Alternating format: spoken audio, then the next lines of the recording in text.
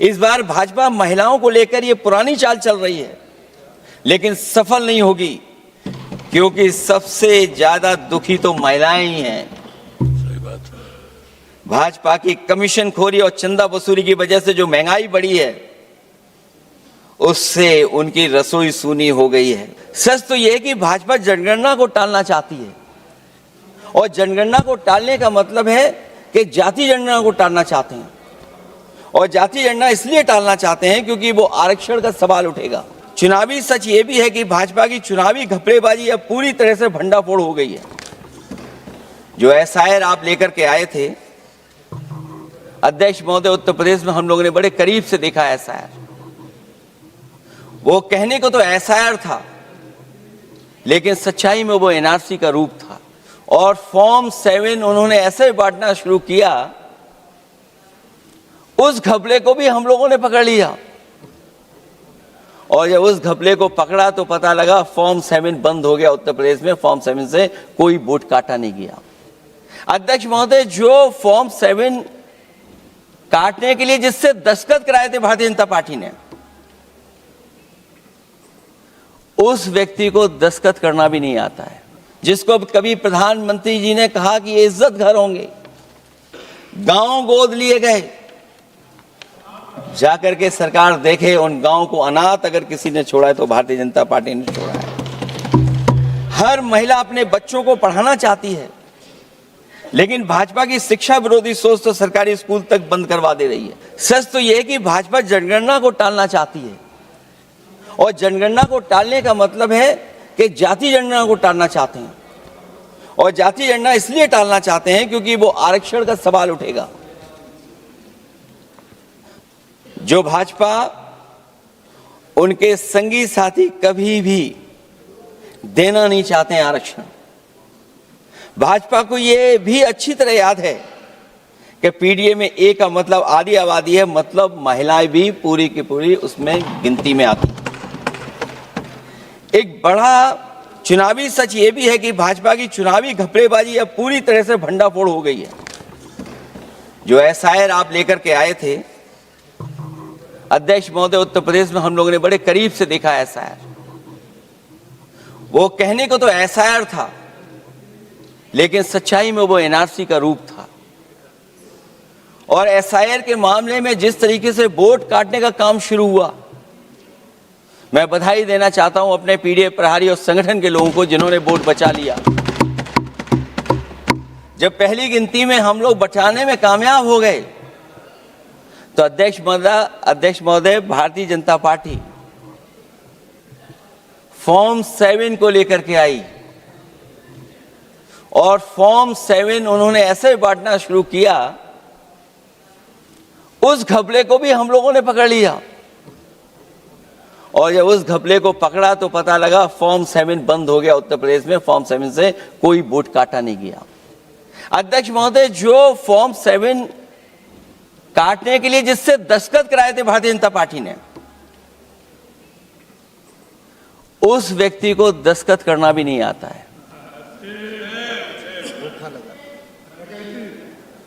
अध्यक्ष महोदय, जो एसआईआर के बहाने फॉर्म 7 लेकर के आए थे, जो फॉर्म 7 दस्तखत करा करके वोट काटे जा रहे थे उत्तर प्रदेश में, जब पकड़ा गया, हम लोगों को जानकारी मिली, हम लोगों ने उसको प्रेस के सामने लेकर के आए और चुनाव आयोग को शिकायत की।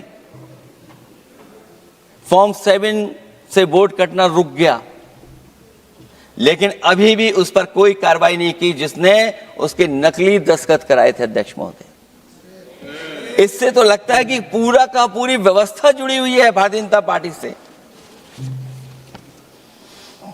और धीरे धीरे जो भारतीय जनता पार्टी की सरकार चली है, हेरा फेरी हम लोग पकड़ लिए, भाजपा की कलई खुल गई, और उसके समर्थक और वोटरों का आकार पड़ने लगा जब, तब भाजपा निराशा के इस दौर में उभरने के लिए बिल लेकर के आ रही है। ये भारतीय जनता पार्टी का जो वोट कम हो रहा है, असली लक्ष्य अध्यक्ष महोदय वोट है, सत्ता में रहना है, इसलिए आरक्षण को लेकर के आए हैं। भाजपा की यही राजनीतिक चाल रहती है। जब पुराने लोग ये समझ जाते हैं कि भाजपा किसी की सगी नहीं है, तो हर बार भाजपा कुछ नए लोगों को अपने लुभाने जुमलों में फंसाती है। इस बार भाजपा महिलाओं को लेकर ये पुरानी चाल चल रही है, लेकिन सफल नहीं होगी, क्योंकि सबसे ज्यादा दुखी तो महिलाएं ही हैं। सही बात है। भाजपा की कमीशन खोरी और चंदा वसूली की वजह से जो महंगाई बढ़ी है, उससे उनकी रसोई सूनी हो गई है। रही सही कसर सिलेंडर की, बेतहाशा बढ़ती कीमतों ने पूरा कर दिया है। यह अध्यक्ष महोदय मैं इसलिए कह रहा था कि माननीय मंत्री सिलेंडर की याद दिला रहे थे। उन्होंने इज्जत घर को भी याद दिलाया, जिसको कभी प्रधानमंत्री जी ने कहा कि ये इज्जत घर होंगे। गांव गोद लिए गए, जाकर के सरकार देखे उन गांव को अनाथ अगर किसी ने छोड़ा है तो भारतीय जनता पार्टी ने छोड़ा है। हर महिला अपने बच्चों को पढ़ाना चाहती है, लेकिन भाजपा की शिक्षा विरोधी सोच तो सरकारी स्कूल तक बंद करवा दे रही है। महिलाओं का दर्द क्या होता है, ये मेरठ के दुकानदारों के परिवार की महिलाओं की आंखों में आए आंसू भी बयां कर रहे हैं, और नोएडा की मजदूर और मेड के गले बयान भी कर रहे हैं। क्योंकि जब हम बहस महिला आरक्षण पे कर रहे हैं, तो हमें याद रखना चाहिए कि हमारे बिल्कुल बगल में 40,000 से ज्यादा लोग सड़कों पे मजदूर, महिलाएं सड़कों पर हैं, जहां से प्रभु श्री राम जो कभी हम लोगों ने स्क्रीन पे देखा था, वो चुन करके आए थे। वहां पर महिलाएं धरने पर बैठी हैं। आज नहीं आई था। और अगर ये धरने पर इसलिए बैठी हैं क्योंकि उनको न्याय नहीं मिल रहा है, भारतीय जनता पार्टी की सरकार की वजह से उनके घर उजड़ रहे हैं, महिलाएं रो रो करके न्याय मांग रही हैं, तो मैं कहना चाहता हूं अध्यक्ष महोदय सरकार से कि अगर ये बिल इतना ही सही है तो इसे मेरठ नोएडा की पारिवारिक और कामगार महिलाओं के बीच बैठकर घोषित किया जाए कि उनके लिए इसमें क्या क्या होने जा रहा है। हम महिला आरक्षण के साथ हैं, पर उस भाजपाई चालबाजी के खिलाफ हैं जो एक साजिश के तहत की जा रही है। भाजपाई और उनके संगी साथी देश की सबसे बड़ी आबादी के वर्ग मतलब पिछड़े वर्ग की महिलाओं के बारे में चुप्पी साधे बैठे हैं। ये बात अध्यक्ष जी समझ में नहीं आ रहा है, क्योंकि जब हम लोग प्रधानमंत्री जी को सुनते थे तो वो ये कहते थे कि हम पिछड़े वर्ग से आते हैं, हम आप जैसे ही हैं, पिछड़े हैं। लेकिन जब आरक्षण की बात हो रही है तो पिछड़ों की संख्या इसमें कितनी है, हमें उम्मीद है कि सरकार इस पर जरूर बात अपनी रखेगी। ये संशोधन के नाम पर जो जल्दीबाजी दिखा रहे हैं, दरअसल उसके पीछे भाजपाइयों की मंशा है कि जनगणना न करनी पड़े, क्योंकि अगर जनगणना करनी पड़ेगी तो जातिवार आंकड़े भी देने पड़ेंगे और जातिवार आरक्षण भी। ये भाजपा का एक बहुत बड़ा षड्यंत्र है, जिसमें जनगणना आधारित परसीमन को नकार कर पिछड़ों का अधिकार लूटा जा रहा है।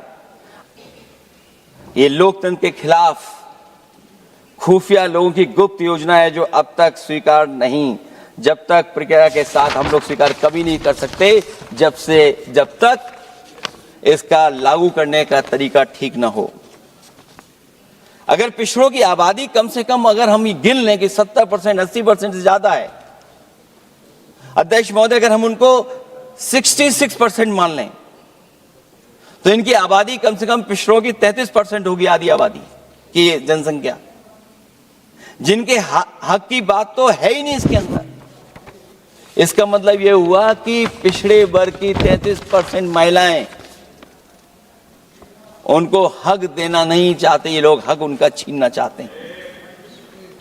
और फिर जो डिलिमिटेशन का साथ साथ लेकर के आए हैं, ये डिलिमिटेशन क्या है अध्यक्ष महोदय? ये डिलिमिटेशन है कि इलेक्टोरल मैप को बदल दें। हमारे पूर्व में कांग्रेस के सदस्य ने ठीक कहा है कि जब डिलिमिटेशन की बारी आई तो इन्होंने पूरी रणनीति बना करके कि किस तरीके से लोकसभाओं के क्षेत्र बनाए जाएं, क्षेत्र कैसे बने जिससे कि उन्हीं को पॉलिटिकल लाभ मिले। वो हम लोगों ने आसाम में भी देखा और जम्मू कश्मीर में भी देखा है। इसलिए हम चाहते हैं कि पहले जनगणना हो और जनगणना जब आंकड़े सही आ जाएंगे अध्यक्ष महोदय, तब जाकर के डिलिमिटेशन ठीक होगा। और अगर आंकड़े ही ठीक नहीं हैं तो फिर आरक्षण कैसे ठीक होगा? क्योंकि आरक्षण का आधार ही हमारा जनसंख्या पर है। कहीं ऐसा तो नहीं कि आधी आबादी में ये मुस्लिम को भी ना गिनते हो, मुस्लिम महिलाओं को। इसलिए हमारी मांग होगी कि आधी आबादी में पिछड़े और मुस्लिम महिलाओं को भी जोड़ करके इस आरक्षण को पूरा किया जाए। एक जो हमें आशंका है कि जब आरक्षण होगा और डिलिमिटेशन होगा और जब संख्या बढ़ेगी तो उत्तर प्रदेश की संख्या विधानसभा की 500 से ऊपर होने जा रही है।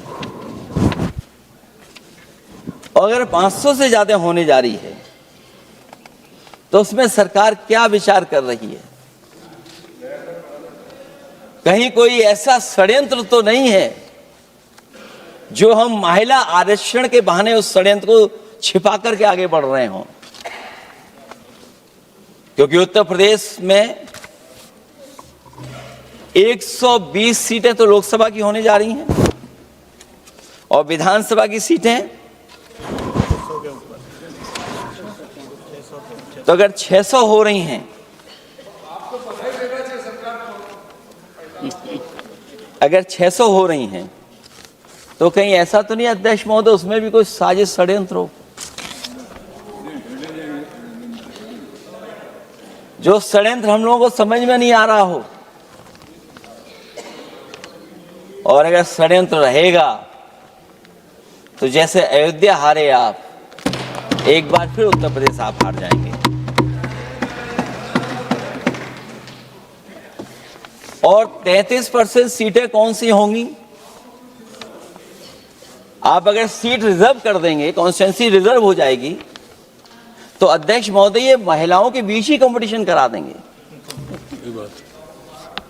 अगर कॉन्स्टिट्यूंसी रिजर्व होंगी तो अध्यक्ष महोदय महिलाओं के बीच ही कंपटीशन हो जाएगा।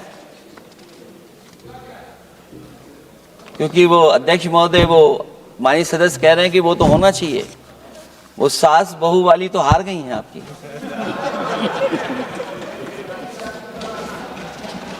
तो अगर पार्टी को ये मौका मिलेगा तो न केवल कंपटीशन से हम बच सकते हैं बल्कि संख्या महिलाओं की लड़ने की ज्यादा होगी।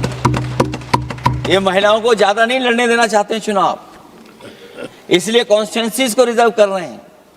अध्यक्ष महोदय हमारा पक्ष है, हमारी मांग है कि ये जो लागू हो आरक्षण वो पार्टी को मौका मिले, पार्टी लड़ाए उनको, पार्टी संख्या तय करे। इसके साथ साथ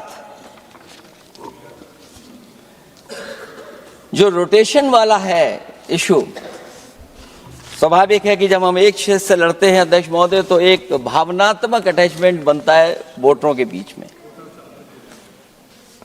और अगर ये रोटेशन का मामला होगा तो अध्यक्ष महोदय कोई भी अपने क्षेत्र में बहुत ज्यादा भावनात्मक लगाव नहीं रखेगा क्षेत्र की जनता से। तो अगला क्षेत्र की सोचने लगेगा कि अगला क्षेत्र हमारा क्या होगा। इसलिए हम इसके भी खिलाफ है अध्यक्ष महोदय कि रोटेशन नहीं हो। हम रोटेशन की प्रणाली के खिलाफ हैं, इसके पक्ष में हम लोग नहीं हो सकते।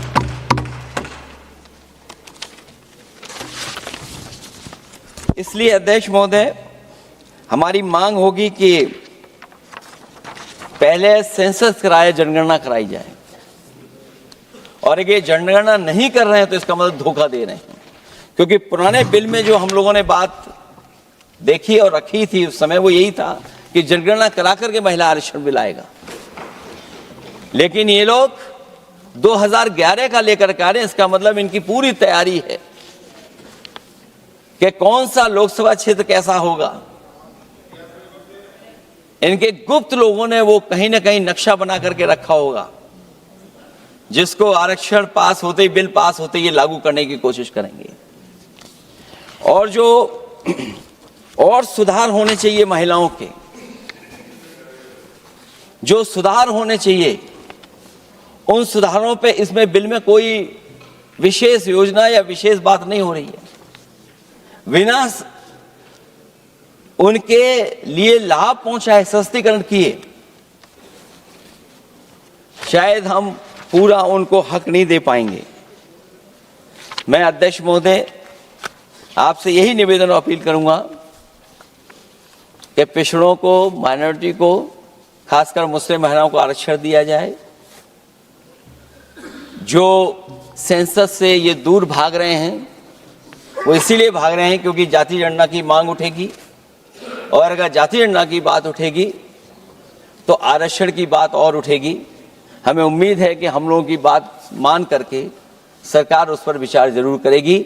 जब हम आरक्षण देना चाहते हैं तो बिना पिछड़ा, बिना मुसलमानों के शायद हमारा जो लक्ष्य है महिला आरक्षण का वो पूरा नहीं होगा। इन्हीं शब्दों के साथ आप सबका बहुत बहुत धन्यवाद।